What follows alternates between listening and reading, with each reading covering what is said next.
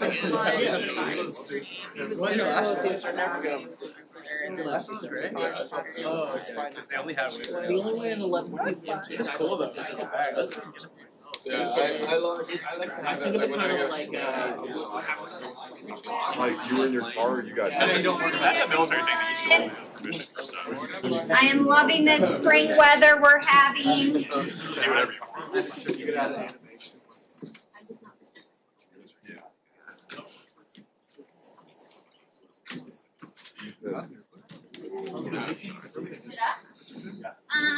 We're going to have 2 case presentations today, so I'll load those here as I talk. But we'll have those 2 case presentations, and then if we have time, we'll wrap up the marketing program. Chapter 6, I believe, is what it was in your textbook. And then we'll pick up branding and positioning on Wednesday. I do believe that for the next mini exam, we may be skipping the marketing implementation and control chapters, just because for the sake of time, we're a little behind. But right now, envision that the implementation and control probably won't be on your next mini exam. And so we'll skip that content there. But with that said, we'll just see what we can cover and go from there. So most likely we will be jumping on Wednesday from branding and positioning into next week discussion on customer relationships. So with that said, I am going to download these 2 group presentations. And so why doesn't the first group, the J. Crew group, why don't you guys come on down and we'll get you all started. So we'll do J. Crew first, and then we'll do Sephora.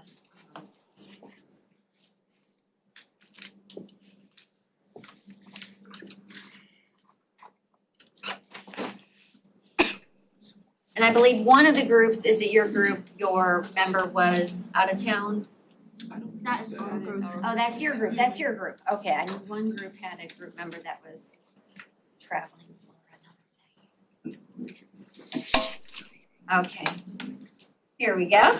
So that's it. We should be able to take it.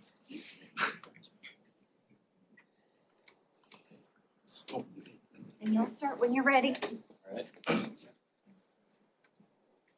Good afternoon, everyone. My name is Preston Patz, and I'm here with my teammates Jamie Grandy and Richard Mensa. And today we will be presenting on J. Crew. The question we are asked to answer is deceivably simple. J. Crew, a well-established American apparel brand, is tasked with becoming profitable and finding a new source of revenue in mid-2019. 3 options are on the table. They can either explore a rental option, build a resale channel, or explore an athleisure opportunity. Over the next 20 minutes or so, we're going to walk you through which of these 3 options we believe they should ultimately choose and why, and give you a rundown of what exactly we believe J. Crew should be doing. We'll start off by giving you a brief rundown of the agenda for our presentation. We've structured this in 4 sections. To begin, we're going to define the core problem, exactly what J. Crew's facing, and what we believe they can do. Second, we'll do an option analysis. We'll look at the market and J. Crew's competitive position and do a structured comparison of the 3 options to determine which one ultimately we should pursue. And third, and this is where we're going to spend the majority of our time, we're going to walk through a vigorous primary research plan and show this is the roadmap J. Crew could generate to the consumer's insights to make a confident and data-backed decision that ultimately will lead them into further profitability. And finally, we'll give our strategic recommendation and a concrete go-to-market plan, including key performance indicators that they can use to drive their decisions. And now we'll begin by analyzing the key problem, which is, as we said, definitively simple. J. Crew needs to find a growth segment to prioritize. For some context, in 2019, J. Crew had just barely returned to being profitable after years of financial struggles. They operate around 490 stores across their 3 brands, which are J. Crew Factory, and Maxwell. and it was known as the quote affordable Ralph Lauren, targeting upper middle class people with above the median income line. And then the retail environment had changed dramatically over this time. Fashion brands like Zara and H&M were eating into market share, and then direct-to-consumer challengers were also taking customers. And on top of that, the three major trends, which were rental, resale, and athleisure, were dominating the industry. So the problem stated precisely is this: J.Crew lacks sufficient evidence on market demand, operational readiness, and financial feasibility to determine which expansion could achieve profitable scale and justify entering the market. So leadership has three uncertainties to resolve here. Number one is market durability. Will rental, resale, or athleisure provide a lasting structural shift, or are some of them just short-term fads? Number two is operational feasibility. Does J.Crew have the feasibility and the capabilities to deliver at such a large scale that it would need? And number three is the brand and competitive fit. Which option reinforces the affordable Ralph Lauren positioning without risk of cannibalization for their other products? And next, these two charts sort of highlight the market as a whole. To begin, you can see the athleisure market comes in at around $175 billion compared to the resale market at $36 billion, and the rental is all the way down at $1 billion. And this illustrates one of the issues with going into these rental and resale markets. Obviously, the athleisure is 175 times greater than the rental market, and this is definitely a challenge in getting profitable on such a large scale by using the rental market. That being said, the resale market does have the highest expected compound annual growth rate, coming in at around 53% projected over the next few years, compared to the rental and athleisure, which are down at 9% and 7% respectively. And this slide will analyze the trade-offs and the comparative analysis between the two. We'll start with rental. The sharing economy does have appeal. It does a great job of generating consumer behavior data, and it can also introduce consumers to premium assortments without requiring them to make the heavy investment of a full price purchase. It taps into a real consumer desire for increase in variety. However, there are relatively significant downsides. It requires cleaning, repairs, basically just the whole reverse supply chain that J.Crew does not currently possess the capabilities to do at the moment. In addition, the capital intensity is incredibly high, and we don't believe it fits their operational fit as a whole, and as a result, we rate the break-even profitability of the rental market to be rather low.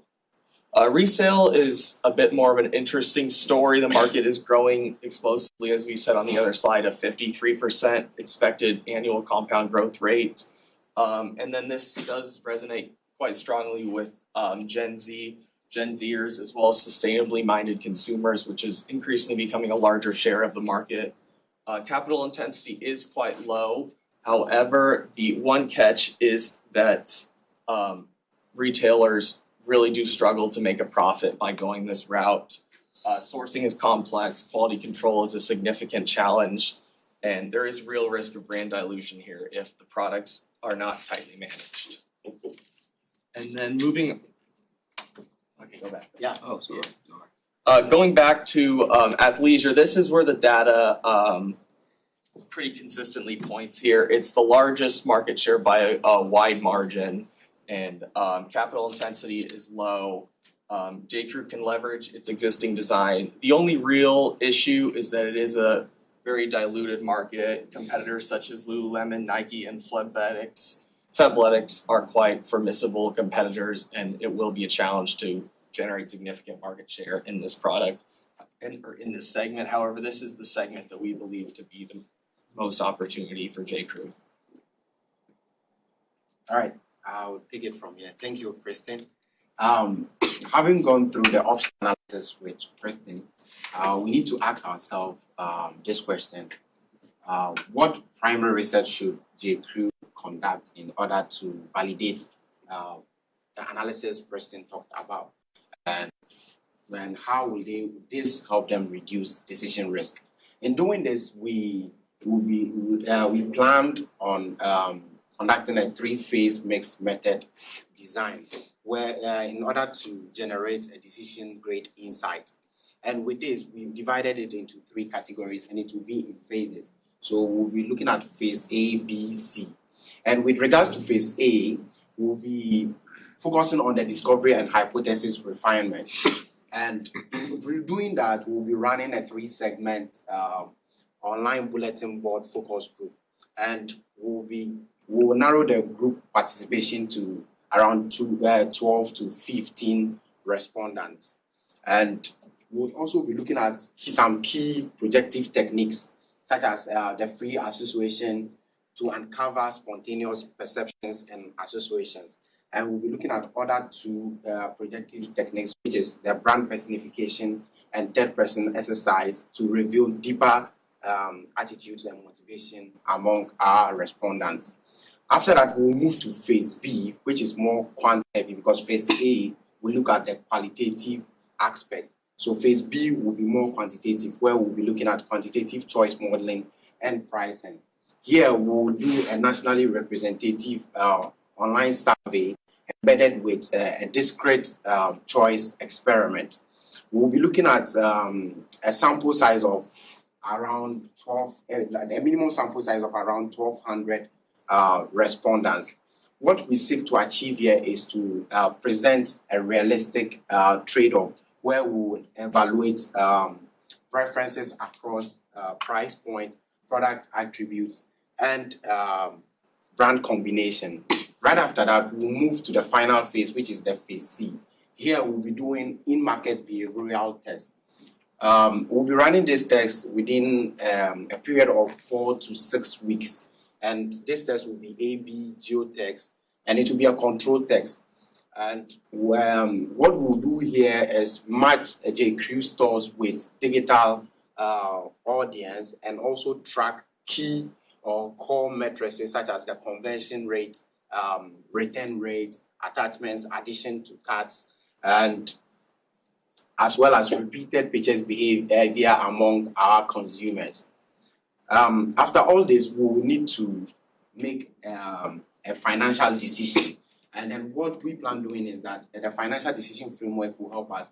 We've considered the financial decision framework as the go, no go gate. And here, before we do a national rollout, after our research, would ensure that we run a break-even threshold scoring guide, which will guide us in scaling and expanding our decision. So the numbers, when we see that the numbers clear the bar, then we will scale. But if they don't, what we'll do is that we'll pause, reflect, and reassess, because we'll be relying on data and not doing any guesswork. Now, after looking at the primary research, we need to look at who we study and then what we measure. And then considering who we study, we have a target population, and we've divided it into 3 segments. And when we look at the first segment, it's about the core J.Crew professionals. And this segment falls within the age bracket of 28 to 54. And they are existing J.Crew or Madewell buyers. And these segments are highly educated because they have college degrees and have household income above the US median. So what we seek to achieve here is to see whether it excites them or eliminates them. Then the second segment would be the young fashion progressive. This segment falls within the age bracket of 18 to 27. And of course, they are digital natives and are heavy on social commerce. So according to the case, what we got from the case was that this segment is more open to rentals, resale, and also buy fewer items. So we just want to stress test this. After that, we'll move to the third segment, and the third segment is the value-driven sustainability seekers. And for this category of respondents, they fall within the age bracket of 22 to 40. And according to the case again, they are active resale platform users. So what we want to do is that we'll use J.Crew's resale channel to recapture this audience and convert them back to primary purchases. Now, after we've looked at who we study, we now move to what we measure, and this is the key survey and then conjoint measures. And under athleisure, we'll be looking at three things. And this will be the first would be we measuring how consumers respond to different combination of fabrics, silhouettes, fits, and clothes wears, with a corresponding price acceptance and whether styling fits feels work appropriate. We would also be measuring the degree to which the athleisure purchase should cannibalize other existing products such as the chinos, the sweaters, and then the button down. After the athleisure, we would also be measuring the rentals. With the rentals, we'll be focusing on the subscription price and item per month utilities. Then we'll also look at the hygiene assurance signals and speed swap. With regards to the rental channel, trust and convenience is one of the main barriers to this particular channel. So we would also look at measuring the brand mix and also be open to the option of our consumers owning some of the products in this channel. Then the final channel we'll be measuring will be focusing on sourcing model trust. Here we'll be looking at the preferences of our consumers, whether they prefer past season J.Crew stocks or customer take model. Then we'll also be offering our consumers a price discount on new and quality grade J.Crew stocks. Then here, the resale segments, according to the case, they are more sustainability focused. So whilst doing all this, we'll have it at the back of our mind, the impact of sustainability messaging on purchase intent.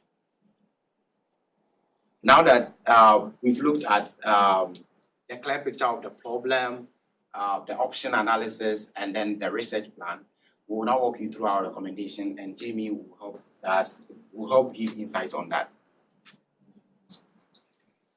All right. Thank you so much. My peers have absolutely told you guys about, okay, what does the market look like and what methodologies we're going to use in order to see where we should go. I don't want us to get bogged down into all of the methodologies and different ways that we're going to measure these tactics. So I want us to on the conversation and back to why we're here. Okay, we have a problem. J.Crew does not understand whether they should develop in a new market or go into a couple other markets that have not been tested before. And so right now, as we understand it, we would recommend that J.Crew focus on the athleisure space. This is because it presents the largest opportunity for market development. We saw that it had $175 billion market space, right? It is executionable, and other competitors have been in this space. And so imitation is a strategy, as we've learned. And when your competitor is doing something well and you can potentially do it just as good, or if not better, you should go that way. So our primary recommendation today is that athleisure should be the forefront of market development. Second to that, we believe that the resale space also presents a great opportunity for J.Crew to move forward. We saw that impact has a $35 billion market space for potential value capture. So we would recommend that this be a pilot and R&D program that J.Crew would experiment with. And then from there and gathering those insights, we would understand where the firm would go. And then finally, the rental space, unfortunately, has the most market volatility. We believe that some competitors have done a great, you can speak about your competitors in a great way. We believe that some competitors have done a great job in this space, but unfortunately, it's not something that we believe is scalable and matches our brand profile the way that our consumers view us. So from here, we would like to show, okay, what would this implementation look like? So athleisure, our competitors are Lululemon and a couple other brands, but primarily in the athleisure space, Lululemon leads this front. We believe that we will have a competitive advantage over Lululemon because we are a lifestyle apparel brand that provides the bridge between casual wear and structure at the workplace.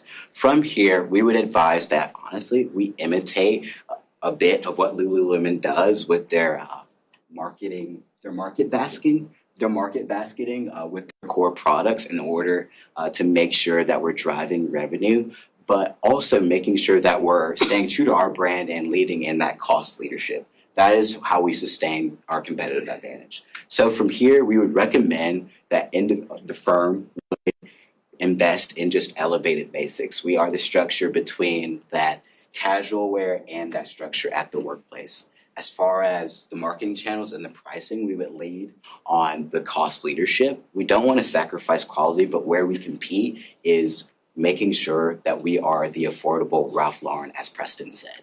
We are a lifestyle apparel that is fit for every member of the family.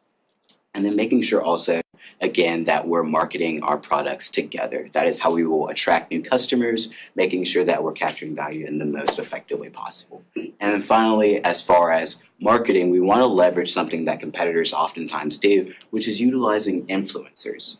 They're the TikTok space, social media, and so many other environments embody using typical everyday individuals, and especially with us being in an MBA course, we can see that there's so much potential space in the undergraduate level and everyday consumer that can, unfortunately, Dr. Brock, you'd have the tactful information on this, how to get your consumers to do the marketing for you. I'm sure we've learned about that in this course. So in summary with all of this, before we land this plane, as far as implementation, we have some KPIs that we would recommend for the firm to measure their progression. When it comes to these KPIs, there's a lot here, but the top three that we would recommend is understanding the new brand share. So how many consumers are first-time brand buyers? That is a way of understanding, okay, are we just shifting our revenue to another space, or are we actually getting revenue growth? That's a measure that the firm needs to understand. From here, we would also recommend that we understand the cannibalization ratio. That's something that Dr. Brock has taught us about as well, that we need to make sure that we look at. And finally, we would want to understand, what is our break-even rate? Today in accounting, we learned about breaking even. So we really need to understand those metrics in order to make sure that we're tracking forward. And then as far as implementation, we would recommend obviously making sure that we're performing a quantitative and qualitative assessment on consumer insights, making sure that we understand what the consumer wants. That's imperative to moving these forward. And then typically, you would go through some production and piloting, as well as doing a soft launch. Obviously, the implementation phase of the project is the most volatile, and it requires an agile mindset in order to implement. And as the market for fashion changes, we would recommend that the firm take an agile approach when it comes to understanding what the consumer wants and focusing on a very simple strategy, making casual wear for affordability and making it for that lifestyle wear for the family. And to close out, we believe for the firm that athleisure presents the clear and most compelling case for J.Crew to participate in market development. We understand today that the problem was that J.Crew did not understand, of the three segments, which one would develop, which one would have the most potential for development. As far as analysis, we have recommended different ways in order that the firm can understand different consumer insights that can inform its strategic decision. From our research planning perspective, again, we provided some different ways that the firm can understand its consumer behavior as well as potential profitability spaces. And finally, as far as our recommendation, as we have seen today, that athleisure presents the best and most profitable market in order for a brand to develop in. So I hope that you all learned something about J.Crew today, and we're happy to take any questions.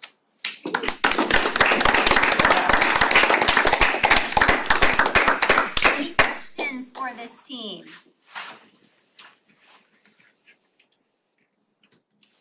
I can ask a couple, or more just statements. I definitely think, thinking of basketball here, Bruce Pearl's apparel changed over the years, right? If you've watched basketball coaches, you know, the extent to which they wear suits to not wear suits has changed a lot. I will say though, Stephen was wearing a suit at the last game. I don't know if y'all watched it over the weekend. Is that last night? Yeah, last night. I noticed that he was wearing a suit, which was a little different. Quick question. Going back to your survey or your research methodology, if you were to go to that slide there, yes. So for the phase A, are you asking, did you intend to ask about all three options, you know, resale, rental, athleisure, to the participants, or what exactly were you planning to ask in this particular phase? Yeah, the focus would be on athleisure, but we would also try looking at other two channels as well. Okay. And who knew about conjoint analysis? How'd y'all know about that? Actually, I was reading around it, and I felt like it's something we could also, J.Crew could also consider, even though you didn't talk about that in class as well. Yeah. I thought maybe you would have got that in a stats class. So conjoint analysis is oftentimes used in the marketplace to figure out what sort of product, you know, when we're looking at adding features, what features should we include, what encourages people to buy, what combination ultimately is going to hopefully be best successful when we do like a new product launch. So it's something I would recommend you guys to look into. You know, if I didn't know if you guys were talking about this in a stats class that you all had to take, but conjoint analysis might be something worth you to look at. But what it does is when you're looking at, for instance, surveys, you might provide consumers a variety of different choices. Would you choose A or B in this situation? And A has this and B has that. And then you ask again, you know, would you choose A or B? And this time A has this, B has that. You know, so you're switching up the features, looking at how consumers are making these choices. Usually it's a dual choice question. And ultimately the goal is based on what consumers are selecting, you're going to craft, you know, the most hopefully successful product to be launched with the desired set of features. So I was very intrigued that you all knew that. So very, very cool. Something else I want to mention is, you know, I think this case is a great example of how you can't just say stay stagnant, right? This brand's been around forever, and they certainly need to adapt and change. Now, how many of you in this class wear J.Crew? Anyone? Okay, we got a handful. Okay, so I was gonna like narrow down and say, okay, of you J.Crew users, how many of you do this? How many do that? We're gonna skip that since there's so few of us. But how many of you all own like athleisure apparel? Okay, how many of you have rented clothing before? And let's exclude suits for the time being. Have any of you done like Stitch Fix or any of those? Just a couple? Okay, very few. How about resale? Buying resale clothes, just a handful, okay. I will say I bought my first resale item at it's called Fringe. I think they only have women's items, but my friend, her husband's a physician at EAMC and she's a pharmacist. So she can afford like, you know, she doesn't need to be buying resale clothing, but she's like, Dory, you need to go try Fringe. And so I went, and it was really interesting. It's an Opelika. I got Veronica Beard pants that have never been worn before for $69. And if you know the brand name Veronica Beard, I think those pants are probably $300 to $400 normally. So that was my one and only purchase there. But I think it's kind of hit or miss. But it was interesting. I tried it. But that market certainly is growing. But that said, I just think it's a great example of how, you know, you constantly have to evolve. Your brand can't just stay the same. And I also liked what you guys said about a regional rollout. Have you guys learned about that before? Or basically what you were saying is that as they rolled out the product, right, they kind of start small and they spread, assuming it's successful. That's oftentimes what happens, what marketers do as they make changes to their marketing program. So, for instance, like when we talk about consumer packaged goods, they might start having, certain items appear, let's just say, in a few southeastern states. And then depending on how that performs, they do regional rollouts. And so they gradually expand the launch of their new product or their marketing program change nationally. So that way they can mitigate any losses. If the rollout was not to be successful, you're mitigating your losses, in terms of, had you had done a national rollout, your loss might have been up here, whereas if you do the regional rollout, it's not successful, your losses are limited. So I liked how you guys talked about that as well. So any other questions before we let the next team come on up? Okay, well, thank you very, very much.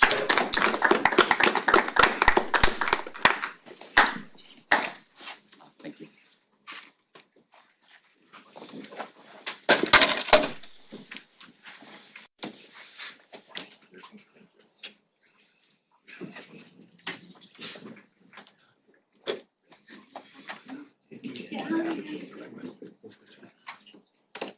Good morning, everyone. Today we are gonna present our analysis of Sephora and how it can stay competitive in the age of generative AI. And my name is Yu, and this is Ginger, and Sephora is out of town. And to begin with, let's take a look at the Sephora's basic information. Sephora was founded in 1969 in France and is part of LVMH Group. And it is now a global leader retailer with 2,600 stores across 35 countries in Europe, Asia, and America, and the Middle East. And it is known for its multi-brand beauty products, including cosmetics, fragrance, and skin and hair care, and also its own collections. It is also known for its leadership in leveraging AI and AR tools to enhance customer experience. And however, Sephora is facing two key challenges now. The first one is its digital leadership is being eroded with the rapid development of generative AI, and the advanced technologies are becoming more accessible, which has weakened Sephora's traditional digital advantage. And also, it has fast follower problems. Competitors like L'Oreal, Ulta, Estee Lauder, Shiseido, and Olay rapidly adopting similar features like virtual try-ons, and also they develop AI-driven skincare solutions. And the second one is Sephora is facing strategic trade-offs in omni-channel approach. While it already have a large network of physical stores with unique open sale environment, which has contributed a lot to Sephora's success, its digital platform positions has been challenged by some brands like Huda Beauty, which increase the pressure for Sephora to innovate digitally. And these two challenges drive two critical strategic questions. The first one is technology balance. It's how should Sephora prioritize generative AI investments without compromising its existing AI and AR infrastructure. And the second one is resource allocation. How should Sephora allocate resources to achieve an optimal balance between developing a digital-first customer experience and enhancing its physical retail environment? Before addressing these two questions, let's take a look at Sephora's strengths. Sephora has a strong global physical scale. It operates a network of 2,600 open sale stores, enabling the product hands-on discovery and high-touch customer interactions. It also has a strong brand equity supported by a strong social media followings on Instagram and TikTok that drives rapid brand awareness. And also, Sephora benefits from its omni-channel synergy, the seamlessly integrating of mobile, e-commerce, and in-store experience, further enhanced by the AI and AR technologies. At the same time, opportunities also lies in using generative AI and AR to enhance its marketing mix.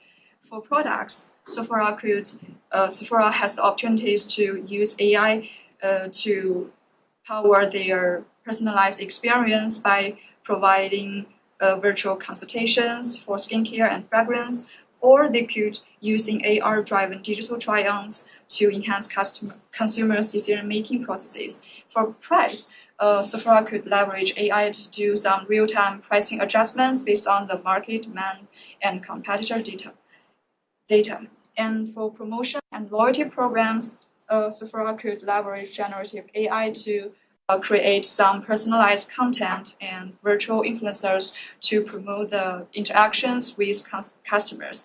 Or they could use the AI-driven loyalty rewards to maximize customers' engagement and retention.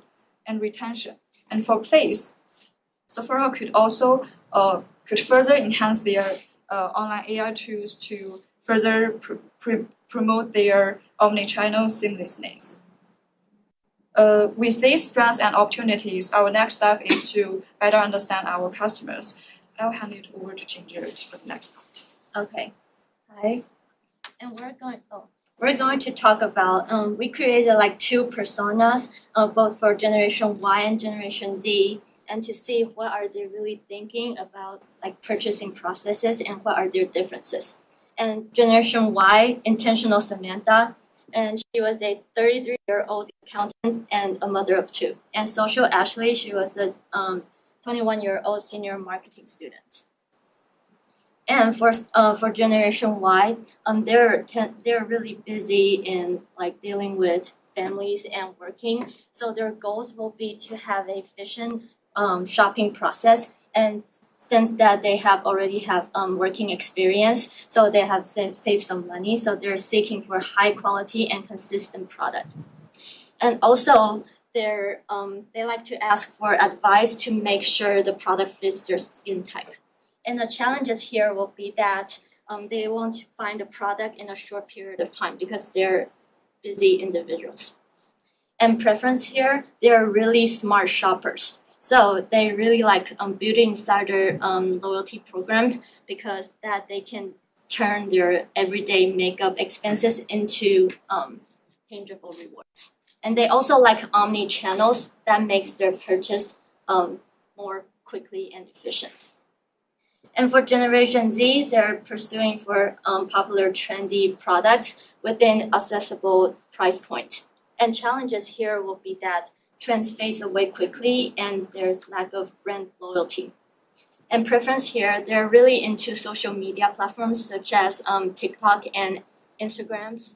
And they really like interactive brand engagement and highly digitalized seamless shopping processes.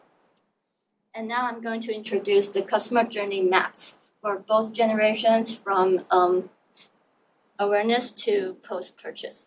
And for Generation Y, they really purchase stuff when they really need it. For example, if they lost lipsticks or if their eyeliners were out of ink. And the touch points here will be that maybe from email promotions, maybe they saw a product with good reviews, and they will be focused and thinking that, I want a product that really works for me, and I don't want to spend so much money on the items that I doesn't like. And the pain point here will be that it's hard to take the first step with so many options and not sure which brand to trust. And the considerations, they are deep searchers, so they will search online reviews and they really compare ratings and pricings, etc. And they will think that, is it safe and is it worth the price? But the pain point here will be that it is hard to compare prices. It's hard to compare product without a standardized comparison platform. And for purchase, Generation Y people, they were really attracted by one-click reward redemption and mobile checkout and in-store pickup method. And they really, because it's hard for them to make decisions. So with the AI-powered personal assistant, it will help them to quickly make final decisions without stealing the final checkout. And if a generation Y really likes this product, there's higher possibility they're going to reorder, and they will recommend a friend or leave a product review. And the pain points here will be that the product may not work as expected, and it is very expensive to try new items if they don't like the items. And for Generation Z, they're really into social medias, and they spend a lot of time watching TikToks and Instagram Reels. And the touch points here will be that, or maybe they saw a Get Ready With Me videos or an influencers that shared a trendy product that sparks their eyeballs, and they will feel excited and want that thing immediately. And the pain points here will be that it is hard to tell which product is real and which is hype and sponsored ads. As a consideration stage here, they will target a product and they will open their Sephora apps and go play with the virtual artist and try on their product. And also they will search for other trendy stuff because they don't want to miss anything out. And they really enjoy playing around with all the searching process or the virtual artist. But the pain points here will be that trends fade out quickly, and most of the items in Sephora are really expensive. And the purchase, when they're purchasing items, they will both purchase in store or online. And sometimes they will directly shop at TikTok for those limited editions. And they will feel satisfied, but sometimes those popular items will be sold out quickly and with some kind of shipping delays problems. And after purchasing, they will post a review video on Instagram and TikTok and also share looks on their social media platforms. And they really like to earn beauty insider points because that enables them to have additional benefits in the future. And they feel really proud about sharing stuff with their peers and classmates. And the pain points here will be that product may not match expectation and trends fade out quickly. And after introducing the customer journey maps, I'm going to introduce the additional metrics for Sephora. From the case, we can tell that Sephora has a leading position in the use of technology in order to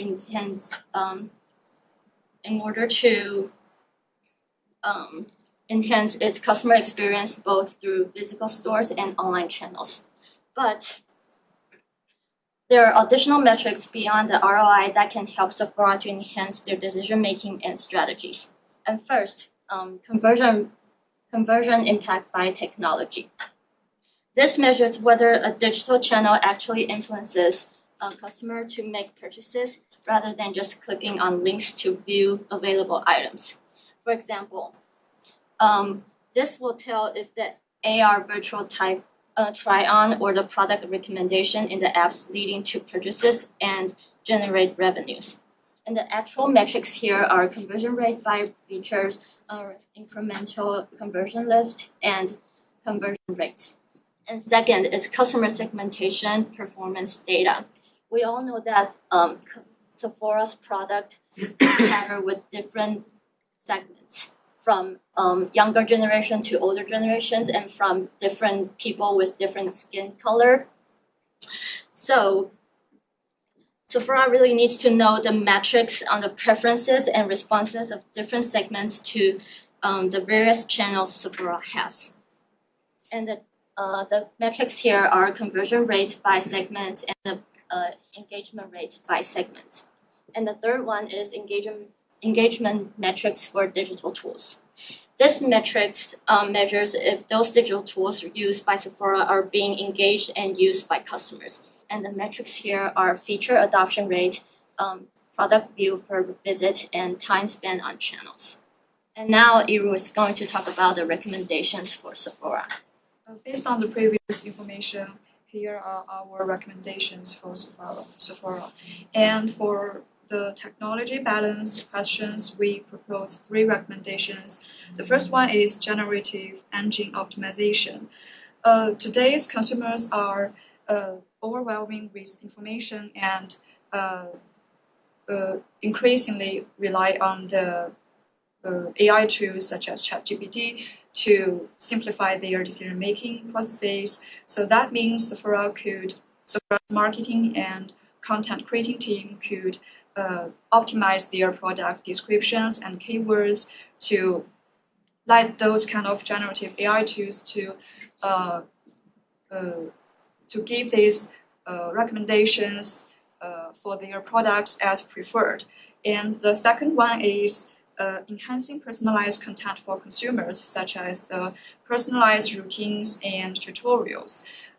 Sephora could transit their customers from single item purchase to a fully bundle adoptions by providing the tutorials, personalized tutorials, and also the day or night routines. Customers could not only just buy one single items, but also a series of products that Sephora could provide.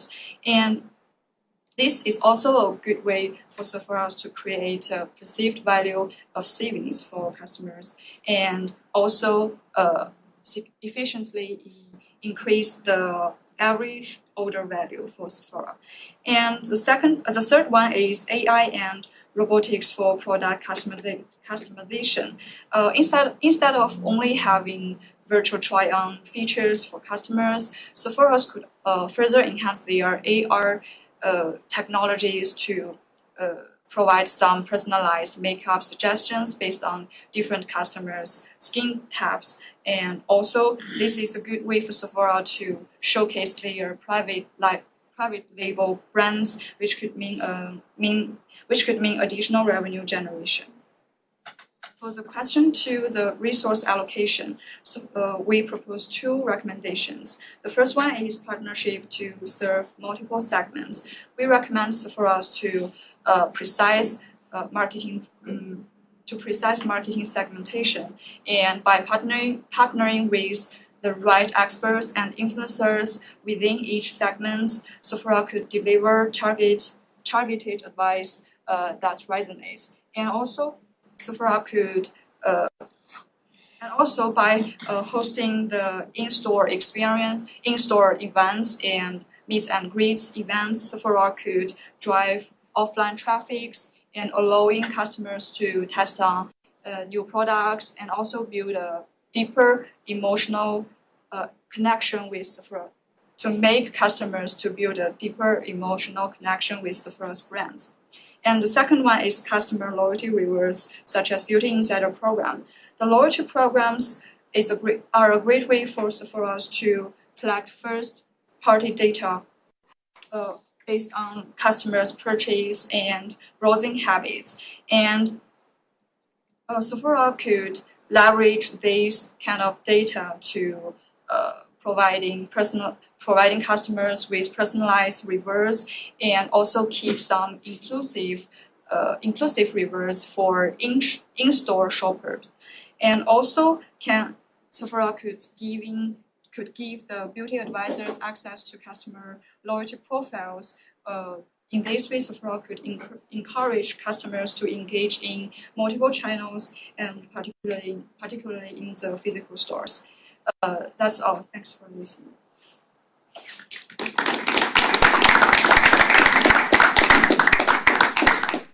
Okay, what questions do you have for them? Anyone? You guys are quiet today. Do we have one in the back? You look like you might have a question. No, not really about the presentation. Is Sephora like a standalone store, or is that Ulta?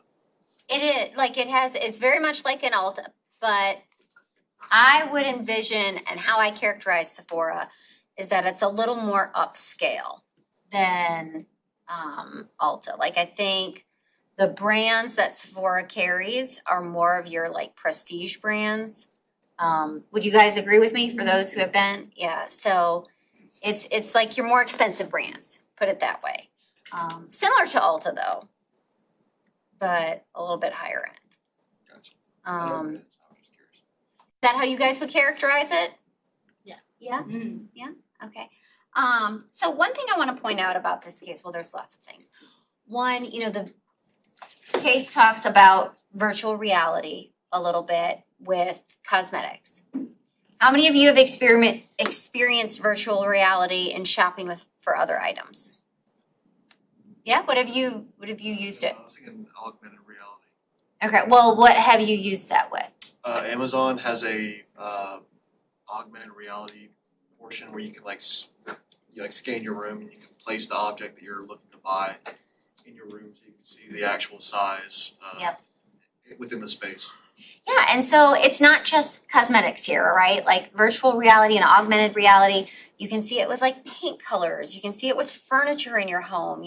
It's being used in so many different ways. And this, they were tasked with what other metrics might you be interested in looking at? And one thing that really catches my attention is I would like to know the return rate for people that have bought using augmented or virtual reality or using the Gen AI recommendations or Gen AI, to see like how has that impacted the return rate on purchasing compared to those who aren't using these additional tech services, because certainly returns are very costly to retailers. One other thing I wanted to mention too is that in the case, the tech is really supporting the store's initiatives. Like it is in harmony with the in-store experience, right? Like they don't want to have this be, like a fighting mechanism, so to say, they want it to support the customer's experience throughout the store. So I think one way this also connects to the class, which I didn't ask you guys to do, is if you think back to that marketing funnel we talked about, and how it's aligned right with the customer journey.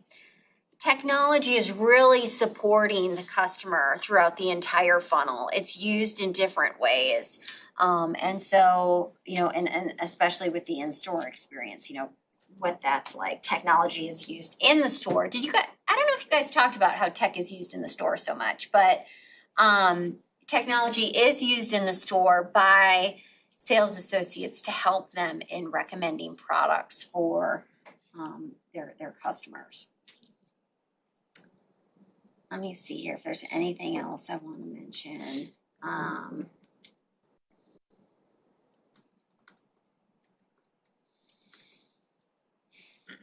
Ultimately, I think this goes back to how earlier in the course we had talked about how with one-on-one marketing, with advances in technology, they're able to tailor the marketing program, tailor that customer experience to an individual's preferences. And that's, I think, what this case is getting at, is how they're really able, because of technology, really able to tailor the marketing program and tailor that customer experience. And what really interests me is on your last slide, I think, if you go back to your rewards program, is your intent here? Yep, with your last statement.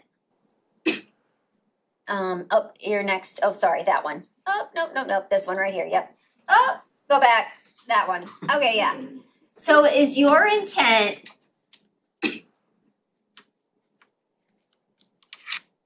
to take like your existing data and have AI reward customers with items that are specific to them based on the data or their past purchases? Can you tell me a little bit more about this last bullet? Yeah, this one is actually, we use the data. The first part is to kind of based on different customers to give them different kind of rewards. And the second part is for the physical stores, we set kind of exclusive rewards only for the digital, for the physical stores. So the only customers come to the physical stores could get the kind of rewards. So this is the two branches of that. Okay, because to me, I was talking with, I work on research. That's part of my workload as a professor, and I was talking with some of my colleagues about a paper that we should title When Swag is Drag. Like that's our working title, is that like companies give away some free stuff and you just don't care about it. Like, to me, it doesn't move the needle. It doesn't push the customer forward. And to give you some examples of this, like we have an Ulta, right? So in Tiger Town. How many of you have been to the Ulta or at least know it exists? Okay, right? And I walk in there with my son. And they had this thing where they gave me this sponge. And the lady was like telling me, oh, this is a fabulous sponge. It helps put on your foundation, this, that, and the next thing. And I'm like, I don't care. I'm not using a sponge. I have a brush at home, you know, like, and so I think from a customer experience perspective, one of the mechanisms that drives customer loyalty, the strongest emotion that drives word of mouth, is gratitude.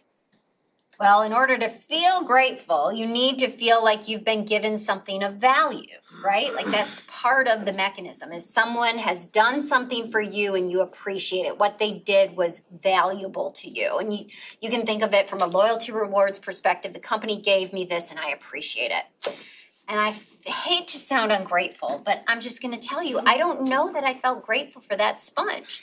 And I didn't feel like it moved me closer to Ulta or to be more committed Ulta, more trustworthy of them or more likely to buy more, you know, because of this sponge they gave me. Maybe they needed to tell me more about the sponge and then I would have felt better about it.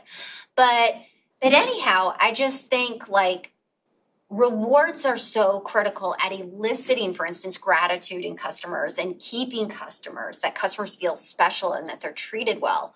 I think AI could be used very easily in this to be offering rewards that actually have value to customers. So you're not just getting your free drink or getting your free, whatever it is, you're getting something that's really meaningful to the customer. So we'll see what happens there. One other thing I wanted to mention with this case is, like with cosmetics, you talked about two different personas. If you want to pull those up on here, I think, you know, this is true. Which one of these groups is experimenting and playing around and not brand loyal? You touched on it, but for the class, which one is it? Gen Z, right? I think there comes a point, your case didn't talk too much about it, but I think there comes a point in some people's lives, particularly in this case, cosmetics, where they quit experimenting. Like they become brand loyal and like, I'm buying this brand of fragrance, or I'm buying this brand of eyeliner, or this brand of mascara, or foundation, whatever it may be. And it would be interesting to know at what age that happens with cosmetics. Because this, and I'm sure it's probably out there, they've got to have research on this, because this is why it's so important to capture consumers while they're experimenting, like Gen Z, because once they hit that turning point where they're no longer experimenting, you need them to continue to shop at the stores. And so, for instance, like this applies across many industries, like banking, okay? One of the prime times to capture a customer for life regarding banks is probably about your age group right now. It's prior to hitting late 20s, because people oftentimes don't switch banks, right? Once you start that checking account, savings account, whatever it is, you're unlikely to switch. Right? You don't want to deal with the hassle. You oftentimes see them as similar and you just stick with it. And so that's why if you guys are getting a lot of direct mail about banks wanting to capture you, that's part of the reason, is that you are like a key market for them, because they realize now is the time to be capturing this consumer for life. And so I think that's got to be somewhere in the background of Ulta. Yeah. Sephora, forgive me, Sephora's consideration here of these two segments. So any questions, any other comments you want to talk to this group about? No? Okay, great job. Thank you very, very much.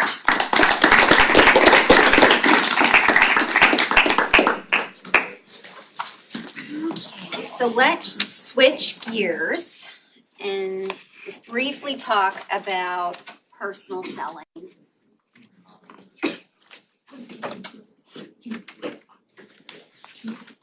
And again, while this case is in the cosmetics industry, I picked these cases because they're applicable to many different industries, and you can kind of extend your thinking to realize that, hey, these problems aren't just happening here. They're happening across the board, and many marketers in many different industries are having to deal with these issues. So,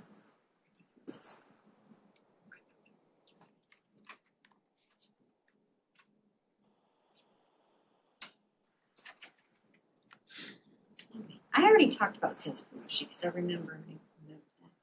So let's talk about this here. So again, personal selling and sales management can be very complex to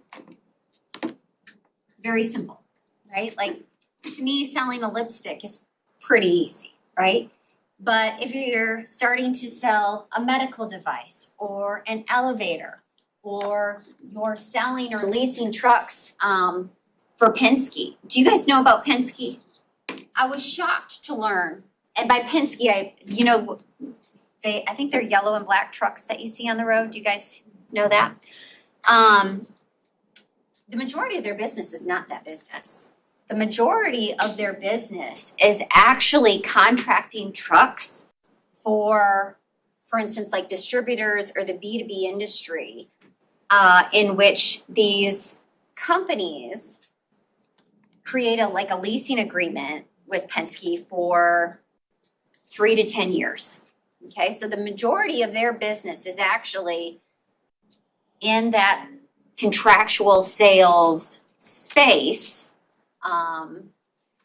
Probably like 3/4 of their business is there. 25% is with these rental trucks that you see on the road. So long story short, personal selling can really vary in complexity, from simplistic to very complex.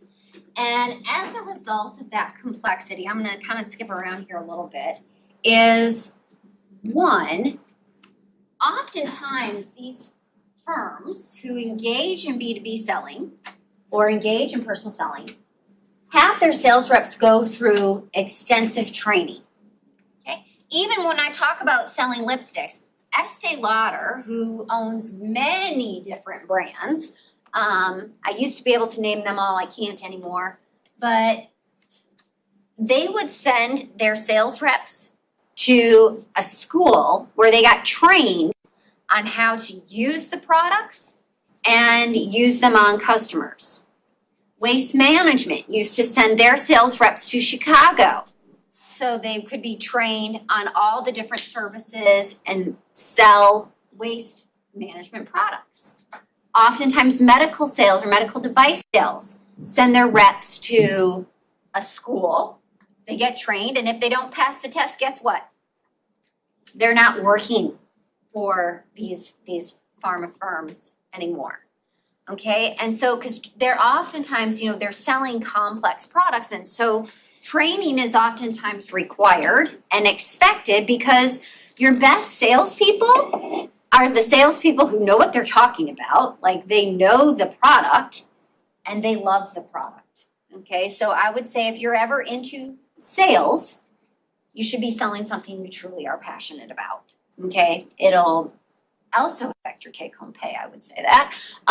But really, those are the best, tend to be the best salespeople.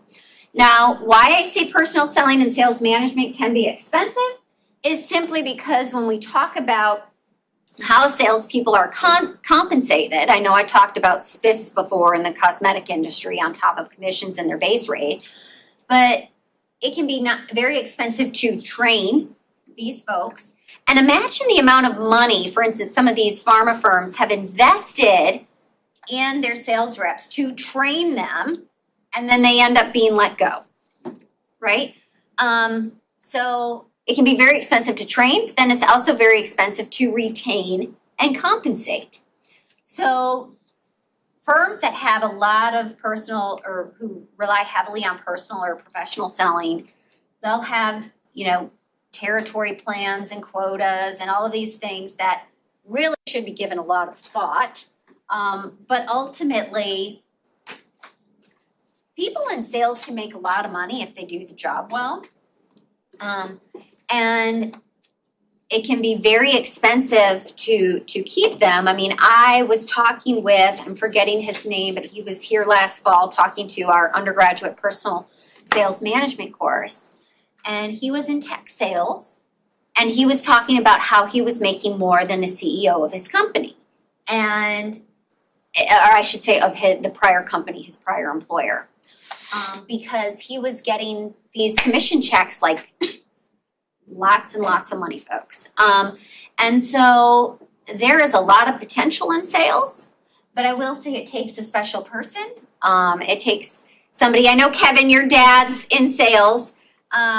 What would you say? Like it's kind of like someone who's an extrovert. Yeah, so I was also a salesperson at IBM, so I did do sales training, and I can agree. So like for the first 6 months, I would constantly be going between New York, Atlanta, and like Raleigh for sales training, where we would go over and also headquarters to go over how they wanted us to sell, learning about the product, and then also just doing some team projects as well. It wasn't for me, but it does take a person who's able to just kind of go into a room and talk to anybody, as well as being able to know your stuff. So like I was really good at knowing my stuff, but I really didn't, the product I was selling was financing, and that's a little harder to sell when we're selling software that people pay for monthly anyway versus buying servers and being able to turn that into a piecemeal thing to buy. But yes, no, I can also say from experience, the commission checks are great. Yeah, and so and it really takes someone who can read the room well. So if you're strong on emotional and social intelligence, you have that ability to read people, you have the ability to adapt, and I say almost be like an actor or actress. But although honesty is important, we got to bring in ethics, right? Because the last thing you want to do is sell something that someone buys only for them to hate it, because then they're not going to buy again, right? So there's ethical components to selling too.